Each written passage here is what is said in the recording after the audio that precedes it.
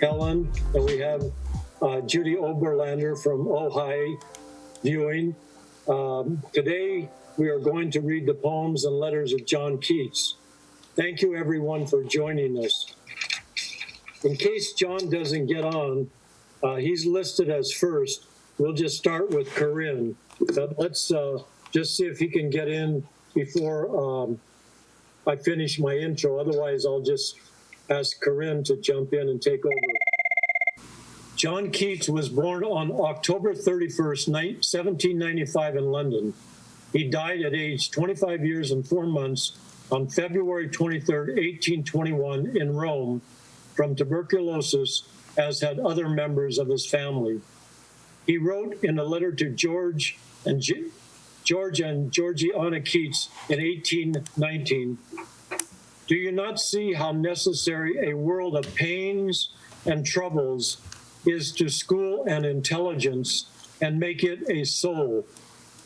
The late prominent literary scholar Harold Bloom wrote, quote, "Why does Keats appear a more timeless phenomenon than his great contemporaries now seem to be? Clearly, he is the most sympathetic of modern poets. First, quote, the prime element in Keats' thoroughgoing naturalistic humanism. Secondly, Keats had an, quote, extraordinary detachment, a capacity for disinterestedness so rare in a poet of all men as to be especially refreshing. Beyond the uncompromising sense that we are completely physical in a physical world, and the allied realization that we are compelled to imagine more than we can know or understand, there is a third quality in Keats, more clearly in any other poet since Shakespeare. This is the gift of tragic acceptance, which persuades us again that Keats was the least solipsistic of poets, the one most able to grasp the individuality and reality of selves totally distinct from ourselves. Keats fell in love with Fanny Brawne in 1818. They were engaged, but this love was never fully realized. In 1819, Keats wrote his great odes and La Belle Dame sans Mercy.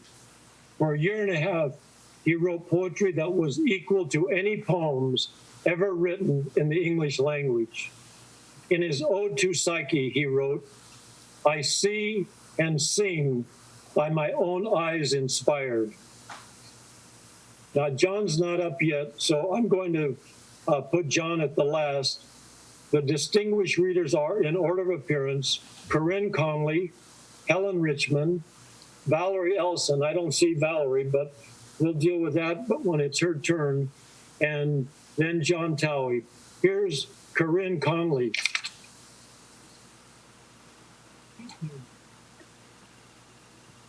Autumn. Season of mist and mellow fruitfulness. Close bosom friend of the maturing sun. Conspiring with him how to load and bless with fruit the vines that round the thatch eaves run. To bend with apples the mossed cottage trees, and fill all fruit with ripeness to the core. To swell the gourd and plump the hazel shells with a sweet kernel, to set budding more, and still more, later flowers for the bees, until they think warm days will never cease, for summer has o'erbrimmed their clammy shells. Who hath not seen thee oft amid thy store? Sometimes whoever seeks abroad may find thee sitting careless on a granary floor, thy hair soft lifted by the winnowing wind, or on a half-reaped furrow sound asleep, drowsed with the fume of poppies, while thy hook spares the next swath and all its twined flowers. And sometimes, like a gleaner, thou dost keep steady thy laden head across a brook, or by a cider press with patient look, thou watchest the last oozings hours by hours. Where are the songs of spring? Aye, where are they? Think not of them. Thou hast thy music too. White-barred clouds bloom the soft dying day, and touch the stubble plains with rosy hue. Then in a wailful choir, the small gnats mourn among the river sallows, borne aloft, or sinking as the light wind lives or dies. And full-grown lambs loud bleat from hilly bourne. Each cricket sing, and now with treble soft, the red-breast whistles from a garden plot, and gathering swallows twitter in the skies.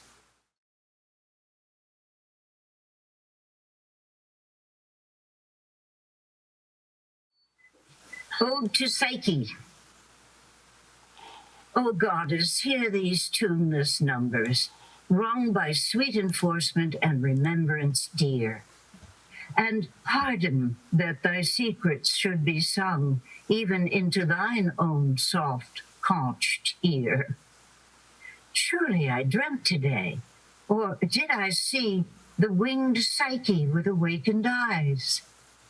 I wandered in a forest thoughtlessly, and on a sudden, fainting with surprise, saw two fair creatures couched side by side in deepest grass, beneath the whispering roof of leaves and trembled blossoms, where there ran a brooklet, scarce espied.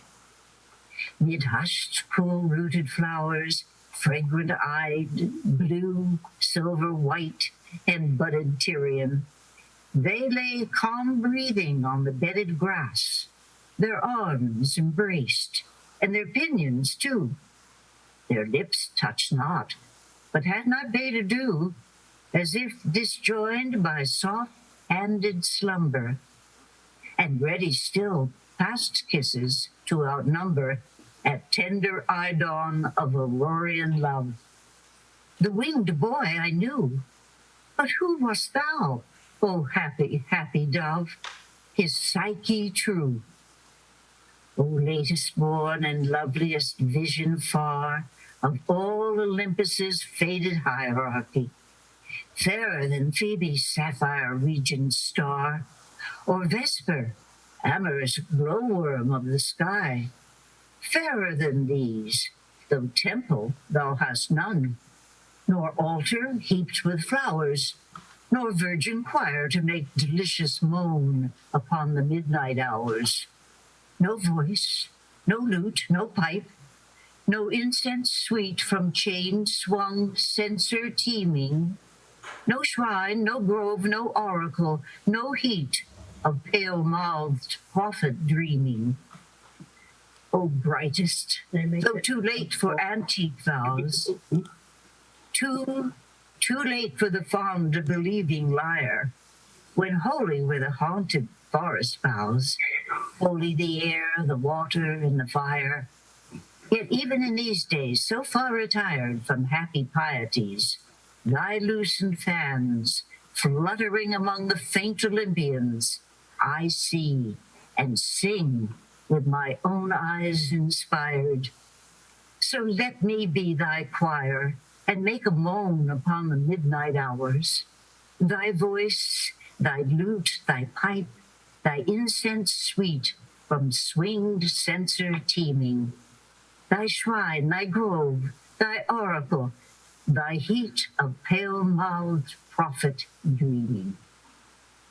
Yes, I will be thy priest, and build a fane in some untrodden region of my mind, where branched thoughts, new grown with pleasant pain, instead of pines, shall murmur in the wind. Far, far round shall these dark clustered trees fledge the wild ridged mountains steep by steep, and there by zephyrs, streams, and birds and bees, the moss-lain dryads shall be lulled to sleep. And in the midst of this wide quietness, a rosy sanctuary will I dress, with the wreathed trellis of a working brain, with buds and bells and stars without a name, with all the gardener fancy e'er could feign, who breeding flowers will never breed the same. And there shall be for thee all soft delight that shadowy thought can win, a bright torch and a casement ope at night, to let the warm love in.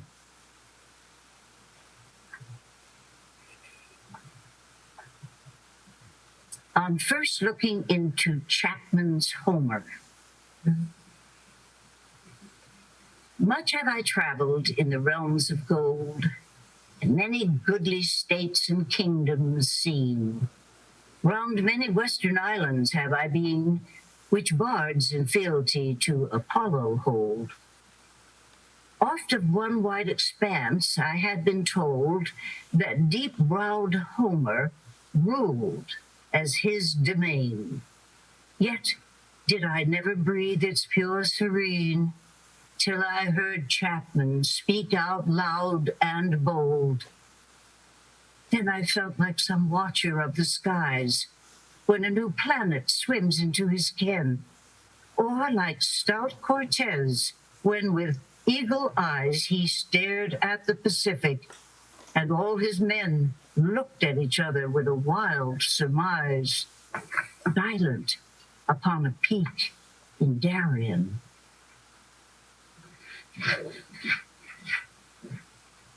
Ode on a Grecian urn. Thou still unravished bride of quietness, thou foster child of silence and slow time, sylvan historian, who canst thus express a flowery tale more sweetly than our rhyme. What leaf-fringed legend haunts about thy shape, of deities or mortals, or of both, in Tempe or the dales of Arcady? What men or gods are these? What maidens loath? What mad pursuit? What struggle to escape? What pipes and timbrels? What wild ecstasy? Heard melodies are sweet, but those unheard are sweeter. Therefore, ye soft pipes, play on, not to the sensual ear, but more endeared, pipe to the spirit ditties of no tone. Fair youth, beneath the trees, thou canst not leave thy song, nor ever can those trees be bare. Bold lover, never, never canst thou kiss, though winning near the goal, yet do not grieve, she cannot fade, though thou hast not thy bliss, forever wilt thou love, and she be fair. Ah, happy, happy boughs that cannot shed your leaves, nor ever bid the spring adieu, and happy melodist, unwearied, forever piping songs forever new. More happy love, more happy, happy love, forever warm and still to be enjoyed, forever panting and forever young, all breathing human passion is far above that leaves a heart high sorrowful and cloyed, a burning forehead and a parching tongue. Who are these coming to the sacrifice? To what green altar, O mysterious priest? Leadest thou that heifer lowing at the skies, and all her silken flanks with garlands dressed? What little town by river or seashore or mountain built with peaceful citadel is emptied of this folk this pious morn? And, little town, thy streets forevermore will silent be, and not a soul to tell why thou art desolate can e'er return. O Attic shape, fair attitude, with breed of marble men and maidens overwrought, with forest branches and the trodden weed, thou, silent form, dost tease us out of thought, as doth eternity. Cold pastoral, when old age shall this generation waste, thou shalt remain in midst of other woe than ours, a friend to man, to whom thou sayest, beauty is truth, truth, beauty. That is all ye know on earth, and all ye need to know.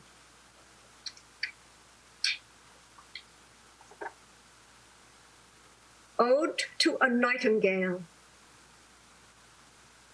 My heart aches, and a drowsy numbness pains my senses, as though of hemlock I had drunk, or emptied some dull opiate to the drains 1 minute past, and leafy wards had sunk. 'Tis not through envy of my happy lot, but being too happy in thine happiness, that thou, light-winged dryad of the trees, in some melodious plot of beech and green and shadows numberless, singest of summer in full-throated ease. Oh, for a draught of vintage that hath been cooled a long age in the deep belted earth, tasting of flora and the country green, dance and Provençal song and sunburnt mirth. Oh, for a beaker full of the warm south, full of the true, the blushful Hippocrene, with beaded bubbles winking at the brim and purple-stained mouth, that I might drink and leave the world unseen, and with thee fade away into the forest dim. Fade far away, dissolve, and quite forget what thou among the leaves hast never known. The weariness, the fever, and the fret here, where men sit and hear each other groan, where palsy shakes a few sad last gray hairs, where youth grows pale and spectre thin and dies, where but to think is to be full of sorrow and leaden-eyed despair, where beauty cannot keep her lustrous eyes, or new love pine at them beyond tomorrow. Away, away, for I will fly to thee, not charioted by Bacchus and his bards, but on the viewless wings of poesy. Through the dull brain perplexes and retards, already with thee, tender as the night. There. And haply the queen moon is on her throne, clustered around by all her starry face, but here there is no light, save what from heaven is with the breezes blown, through verdurous glooms and winding mossy ways. I cannot see what flowers are at my feet, nor what soft incense hangs upon the boughs, but in embalmed darkness guess each sweet wherewith the seasonable month endows, the grass, the thicket, and the fruit tree wild, white hawthorn, and the pastoral eglantine, fast fading violets covered up in leaves, and mid-May's eldest child, the coming musk rose full of dewy wine, the murmurous haunt of flies on summer eves. Darkling, I listen, and for many a time I have been half in love with easeful death, called him soft names in many amused rhyme, to take into the air my quiet breath. Now more than ever it seems rich to die, to cease upon the midnight with no pain, while thou art pouring forth thy soul abroad in such an ecstasy. Still wouldst thou sing, and I have ears in vain to thy high requiem become a sod. Thou wast not born for death, immortal bird. No hungry generations tread thee down. The voice I hear this passing night was heard in ancient days by emperor and clown.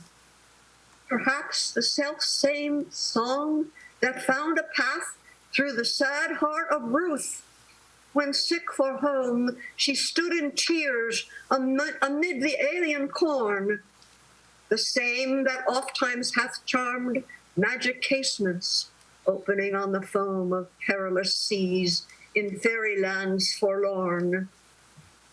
Forlorn, the very word is like a bell to toll me back from thee to my sole self. Adieu, the fancy cannot cheat so well as she is famed to do, deceiving elf. Adieu, adieu, thy plaintive anthem fades past the near meadows, over the still stream, up the hillside, and now 'tis buried deep in the next valley glades. Was it a vision or a waking dream? Fled is that music. Do I wake or sleep?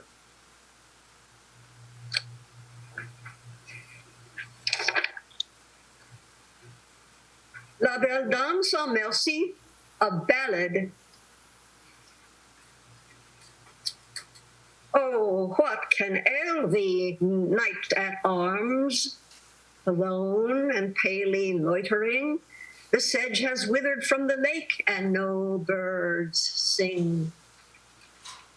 Oh, what can ail thee, knight at arms, so haggard and so woebegone? The squirrel's granary is full, and the harvest's done. I see a lily on thy brow, with anguish moist and fever dew, and on thy cheeks a fading rose fast withereth too. I met a lady in the meads, full beautiful, a fairy's child. Her hair was long, her foot was light, and her eyes were wild. I made a garland for her head, and bracelets too, and fragrant zone. She looked at me as she did love, and made sweet moan. I see her on my pacing steed, and nothing else saw all day long, for sidelong would she bend and sing a fairy song. She found me roots of relish sweet, and honey wild, and manna dew, and sure in language strange she said, I love thee true. She took me to her elfin grot, and there she wept and sighed full sore, and there I shut her wild eyes with kisses hoar, and there she lulled me to sleep, and there I dreamed, ah, woe betide, the latest dream I ever dreamt on the cold hillside.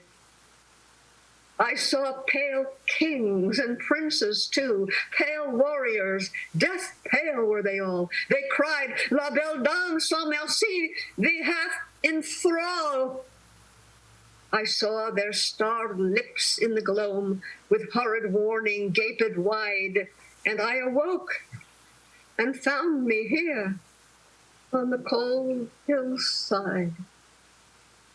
And this is why I sojourn here, alone and palely loitering, though the sedge is withered from the lake, and no birds sing.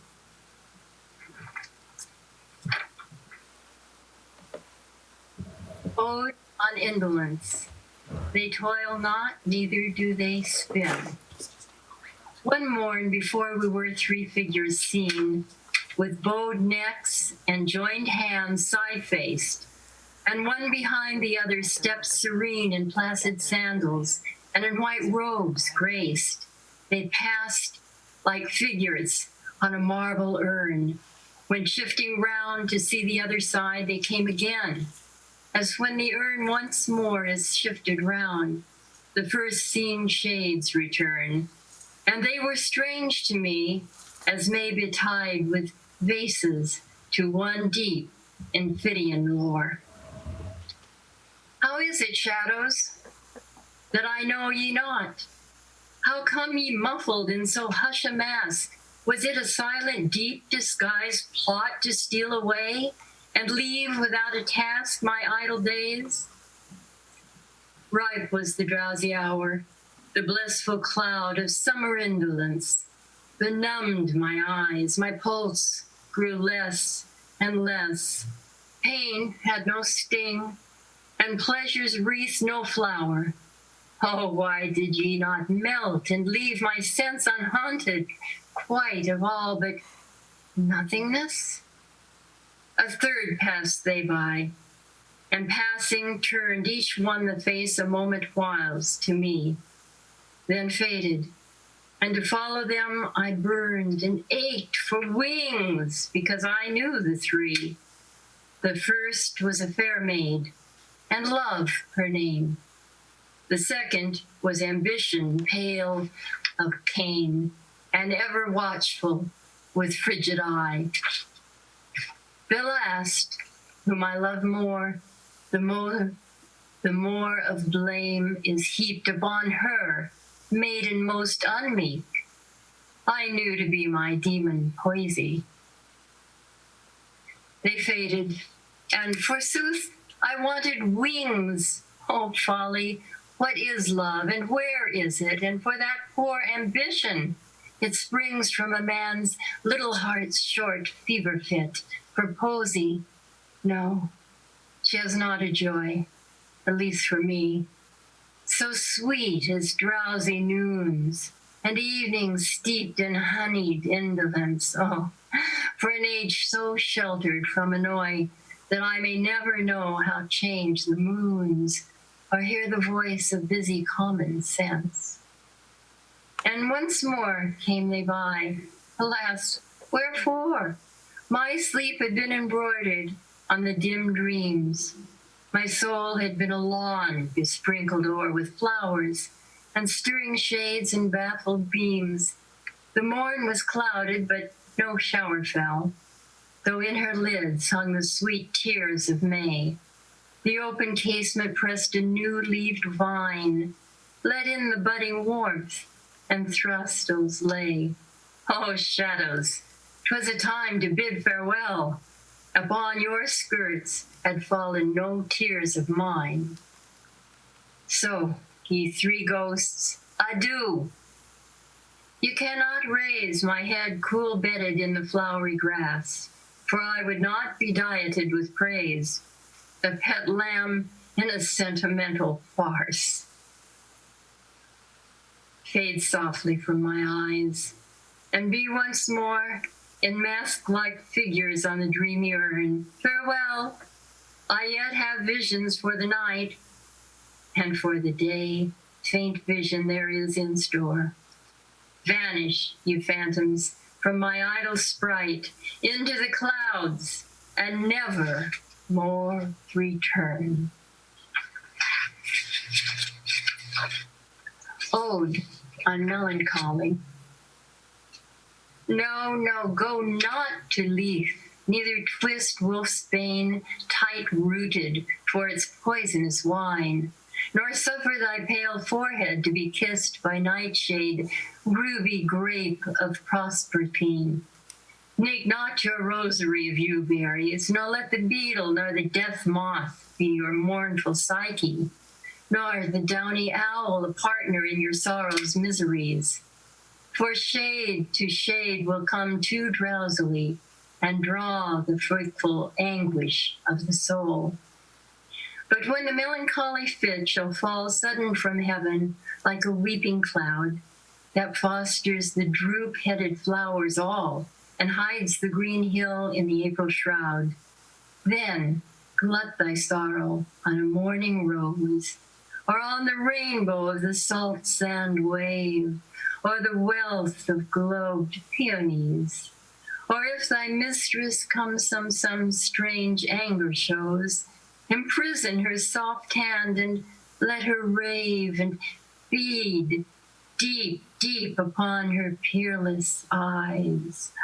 She dwells with beauty, beauty that must die.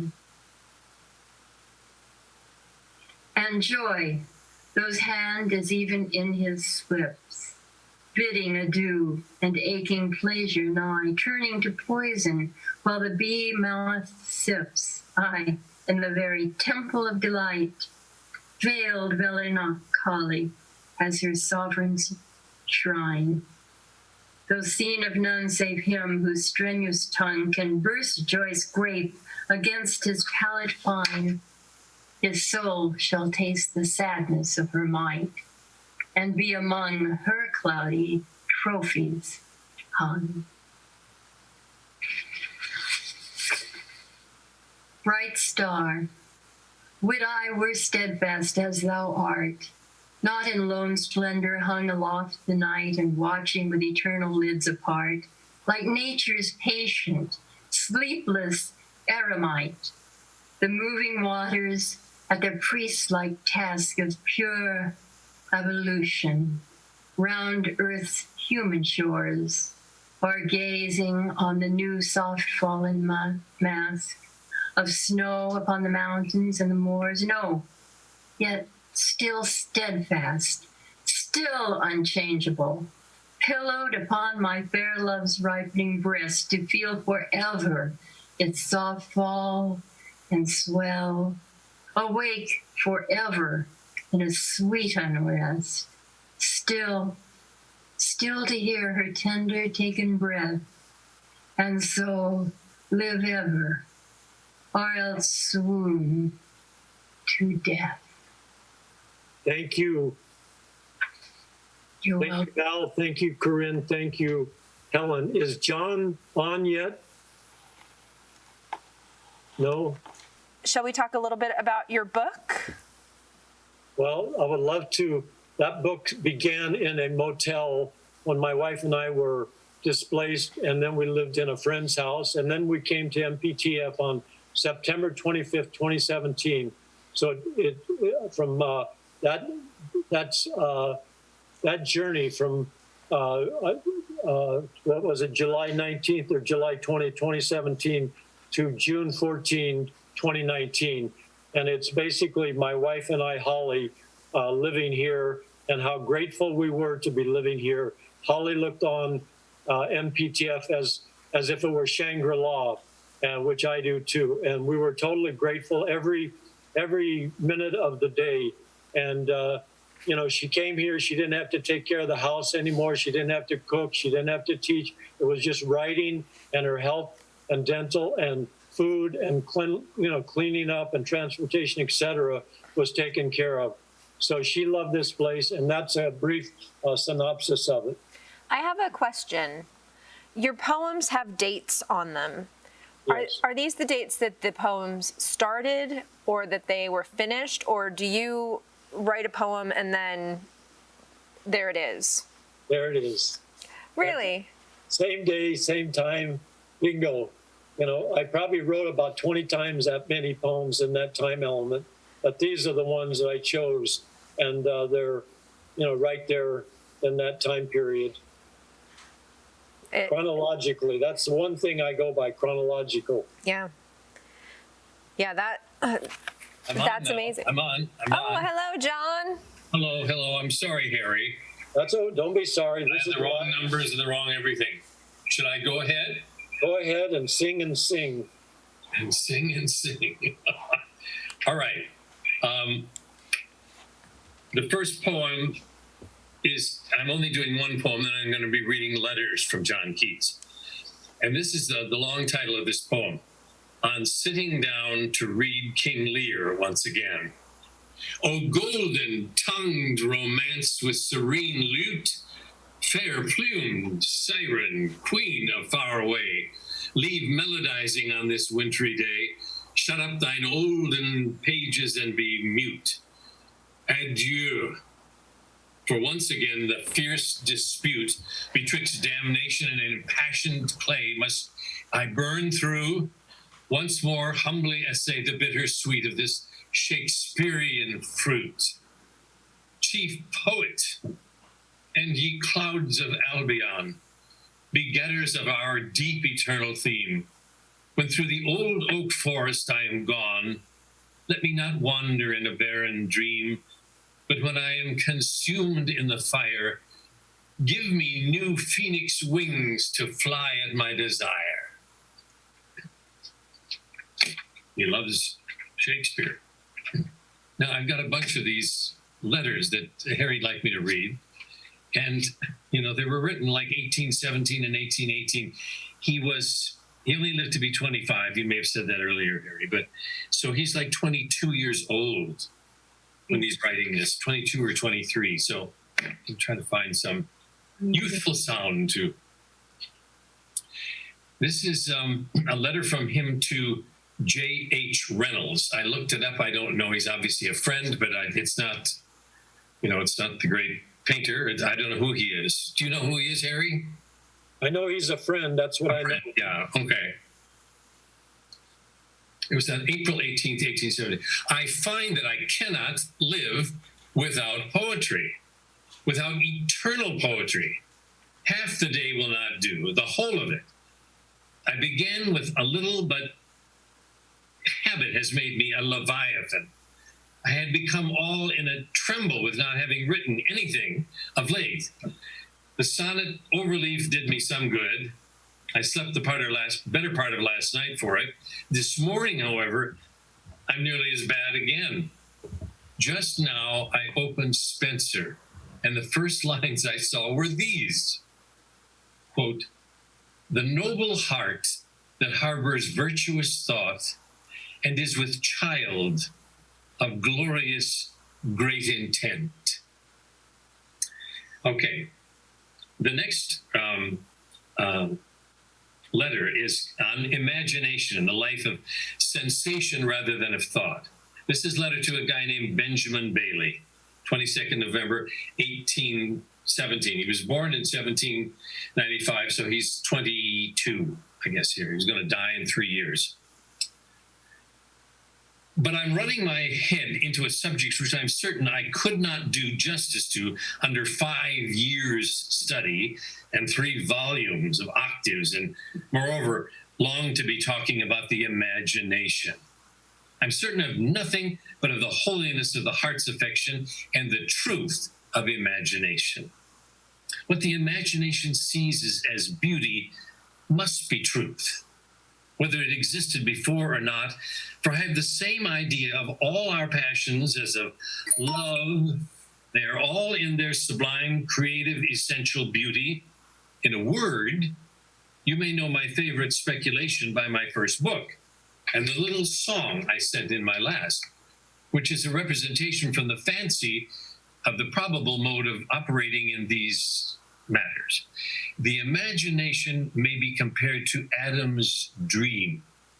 He awoke and found it truth. I'm the more zealous in this affair because I've never yet been able to perceive how anything can be known for truth by consecutive reasoning, and yet it must be. Can it be that even the greater philosopher ever arrived at his goal without putting aside numerous objections? However it may be, oh, for the life of sensation rather than that of thought. It is a vision in the form of youth, a shadow of reality to come. And this consideration has further convinced me, for It has come as auxiliary to another favorite speculation of mine, that we shall enjoy ourselves here after by having what we call happiness on earth, repeated in a finer tone, and so repeated. And yet such a fate can only befall those who delight in sensation rather than that hunger as you do after truth. Adam's dream will do here, and seems to be a conviction that imagination, it's an imperial reflection, is the same as human life and its spiritual repetition. But as I was saying, the simple imaginative mind, maybe its rewards in the repetition of its own silent working, coming continually on the spirit with a fine suddenness to compare great things with small. Have you never, by being surprised by an old melody in a delicious place, by a delicious voice, felt over again your very speculations and surmises at the time it was first operated on your soul? Do you remember forming to yourself the singer's face, more beautiful than it was possible, and yet with the elevation of the moment, you did not think so? Even then, you were mounted on the wings of imagination so high that the prototype must be hereafter. That delicious face you will see. What a time. I'm continually running away from the subject. Sure, this cannot be exactly the case with the complex mind, one that is imaginative and at the same time careful of its fruits, who would exist partly on sensation, partly on thought, to whom it is necessary that years should bring this philosophic mind. Such a one I consider yours, and therefore it is necessary to your eternal happiness that you not only drink this old wine of heaven, which I shall call the redigestion of our most ethereal musings on earth, but also increase in knowledge and know all things. I mean, the sentences are just not the way we produce them today. It's just a different kind of way of thinking. All right, now the next one, I don't know how much time I have left, but I got a couple more letters here. This is on negative capability. It's a letter to George and Tom Keats. I don't know if those were his brothers. Yes. They were, okay. This was written in the 21st of December, or maybe the 27th of December in 1817. He was 22. My dear brothers, no, it says it. I must crave your pardon for not having written ere this. The excellence of every art is its intensity, capable of making all disagreeables evaporate from their being in close relationship with beauty and truth. Examine King Lear, and you'll find this exemplified throughout. But in this picture, we have unpleasantness without any momentous depth of speculation excited in which to bury its repulsiveness. The picture is larger than Christ rejected. I dined with Hayden the Sunday after you left, and had a very pleasant day. I dined too, for I've been out too much lately, with Horace Smith and met his two brothers, with Hill and Kingston and one Dubois. They only serve to convince me how superior humor is to wit in respect to enjoyment. These men say things which make one start without making one feel. They're all alike. Their manners are alike. They all know fashionables. They have a mannerism in their very eating and drinking, in their mere handling a decanter. They talked of Keene and his low company. Would I were with that company instead of yours, that I drew myself. I know such like acquaintance will never do for me, and yet I'm going to Reynolds on Wednesday. Brown and Dilke walked with me and back from the Christmas pantomime.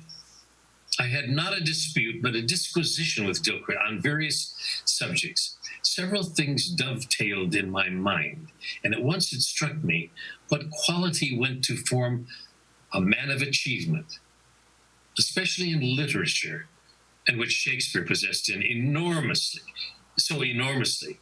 I mean, negative capability. That's when a man is capable of being in uncertainties, mysteries, doubts, without any irritable reaching after fact and reason.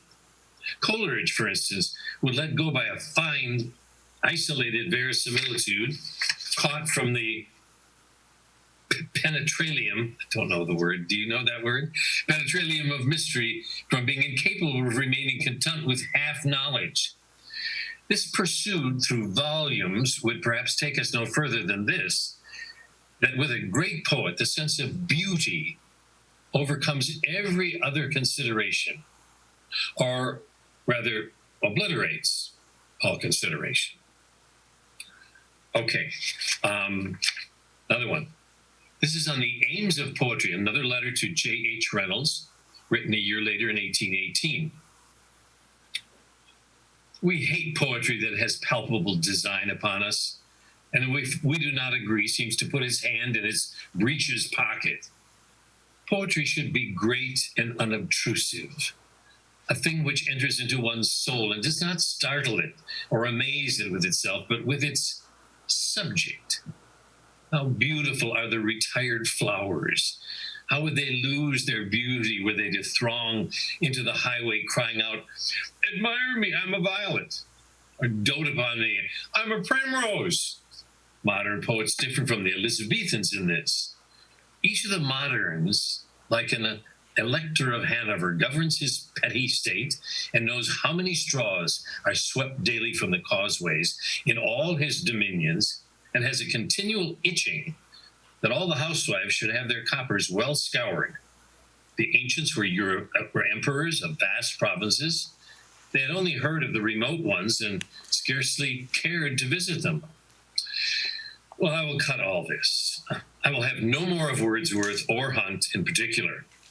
Why should we be of the tribe of Manasseh when we can wander with Esau? Why should we kick against the pricks when we can walk on roses? Why should we be owls when we can be eagles? All right, this goes on axioms and the surprise of poetry. A letter to a guy named John Taylor.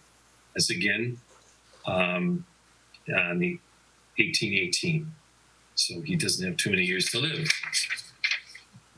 In poetry, I have a few axioms, and you will see how far I am from their center. First, I think poetry should surprise by a fine excess and not by singularity. It should strike the reader as a wording of his own highest thoughts and appear almost a remembrance. Second, its touches of beauty should never be halfway, thereby making the reader breathless instead of content. The rise, the progress, the setting of imagery should, like the sun, come natural to him, shine over him, and set soberly, although in magnificence, leaving him in the luxury of twilight. But it is easier to think what poetry should be than to write it. And this leads me to another axiom, that if poetry comes not as naturally as the leaves to a tree, it had better not come at all. Okay, now there's one more left here. On life as a large mansion of many apartments. It's another letter to J.H. Reynolds, written in May of 1818. Well, I compare human life to a large mansion of many apartments, two of which I can only describe, the doors of the rest being as yet shut upon me. The first we step into we call the infant or thoughtless chamber, in which we remain as long as we do not think.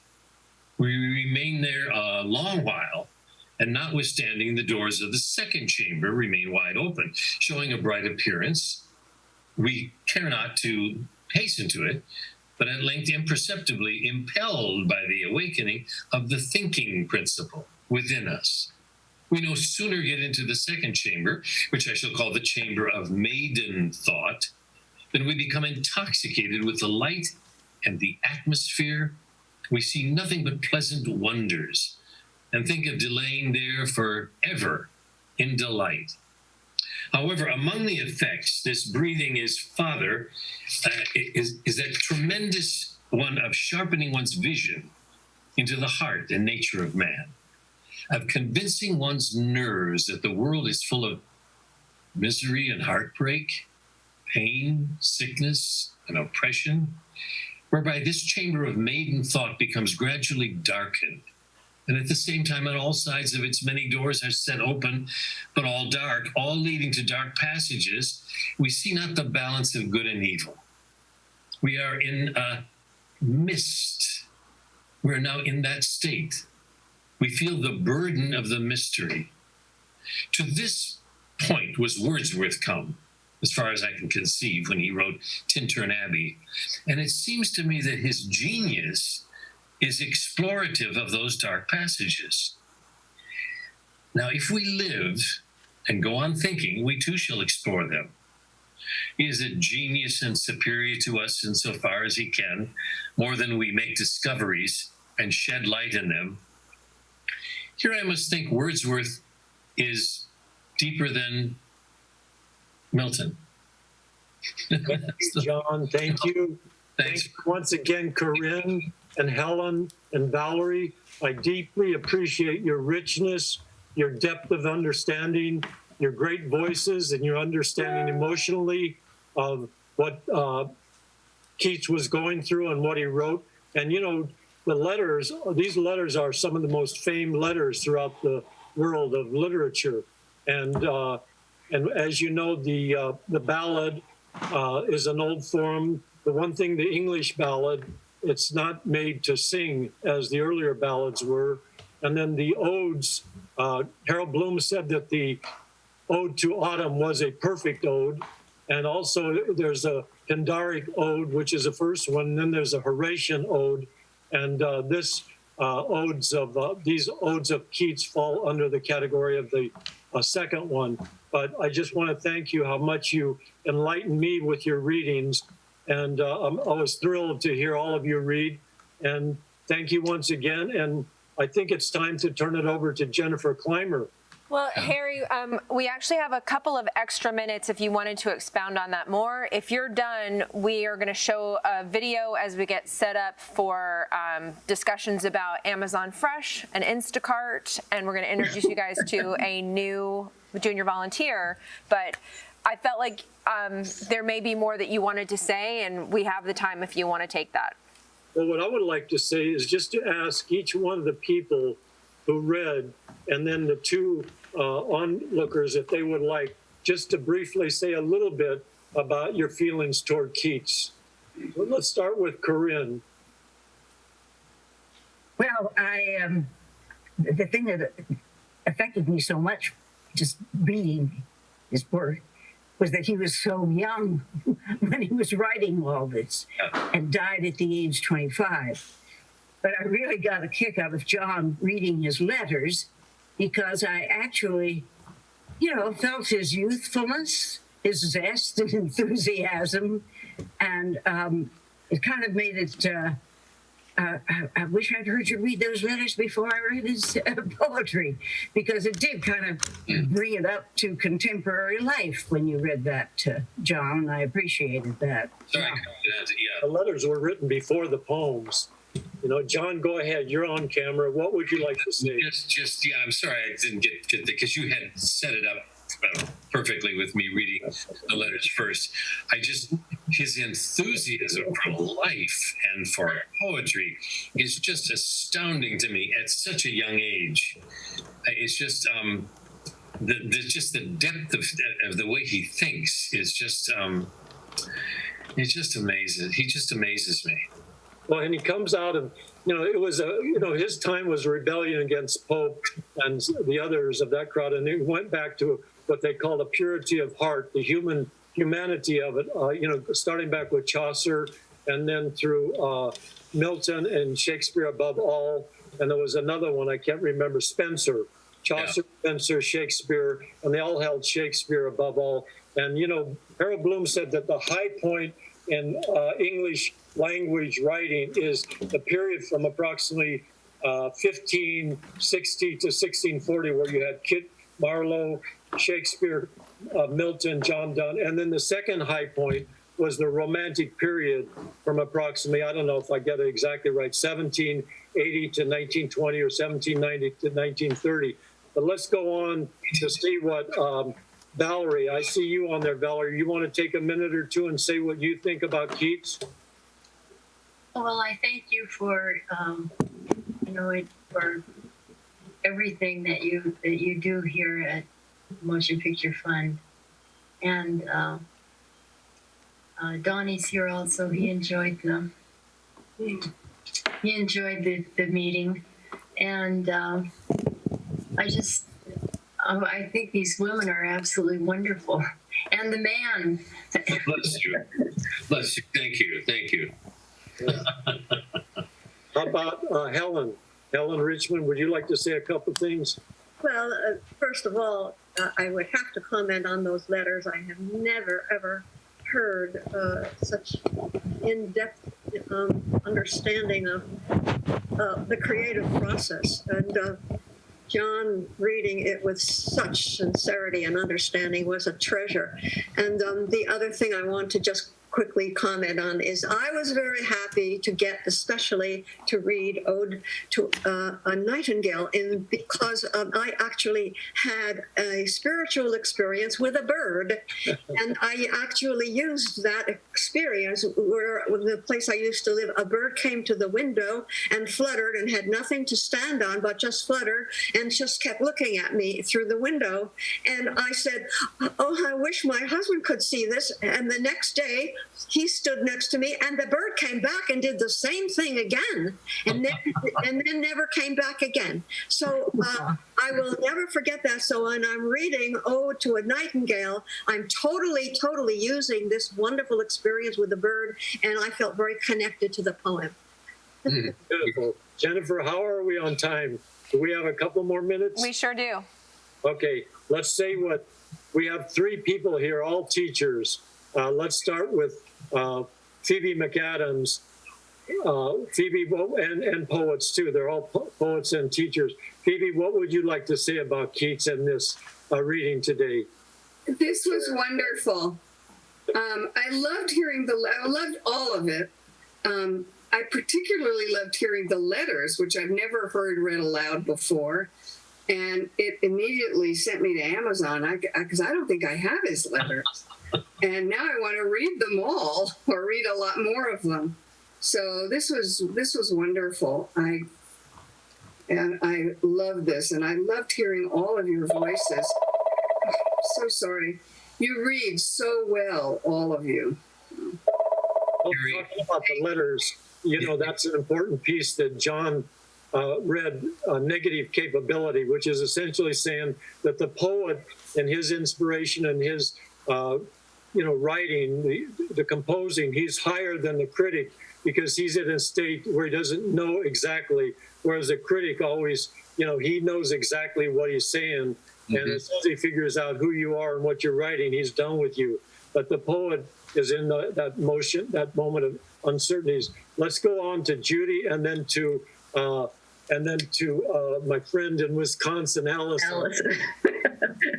Let's go with Judy first. Thanks, Harry. This was a wonderful reading. I love Keats. I did a lot of work on the Romantic poets in graduate school, and so every poem was familiar, but hearing them read with such beauty was really, really wonderful, and the letters too.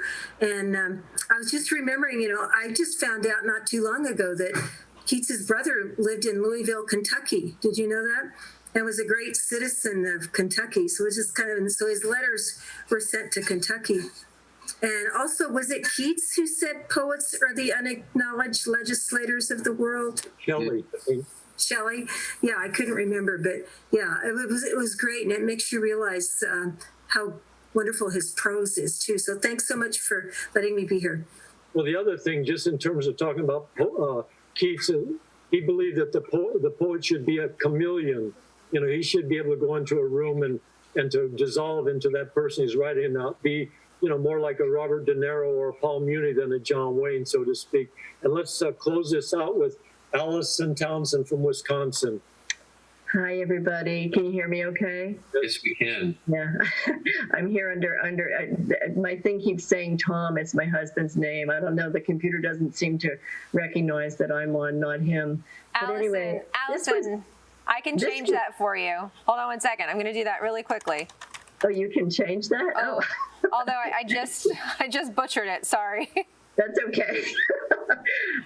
It was such a treat to hear all of you, to hear these poems aloud. It's just so amazing. I know when I was teaching, I always read the poems aloud with my students so that they could really hear the music. And Keats has just been so important to me since I was a very, very young baby poet. I read Keats before I could understand him. I didn't know what he was when I was, 15 or something. I thought, wow, this is beautiful. I don't know what it means, but it's beautiful. So it was, his letters are some of my very favorite in the whole world. John, you did a beautiful, beautiful reading of them, and the poems came Thank you. so alive. Thank you. I didn't understand them when I first read them either. The sentences and the words it took about the third time through slowly to go into it, to structure, so I could get most of it across to you all. But it's not the way we think today. Somewhere in his letters, he talks about the process of he's schooling the intelligence into a soul in one of his letters, which I've always thought is such a beautiful idea, that we're here to school the intelligence into a soul. Beautiful. Yeah. Just to underline that, I opened my intro with a letter to George and Georgiana Keats in 1819, quote, "Do you not see how necessary a world, capital W, of pain and troubles is to school it intelligence and make it a soul," which reminds me of what we're going through right now, all the pressures and the isolation, etc., which then helps us to develop that particular soul. So thank you all. You all did a wonderful, wonderful, beautiful reading. And thank you, Jody, once again. Thanks, Harry. Here, I'm gonna do this so we can all see each other together. Thank you guys. That was so wonderful. So much, Jennifer.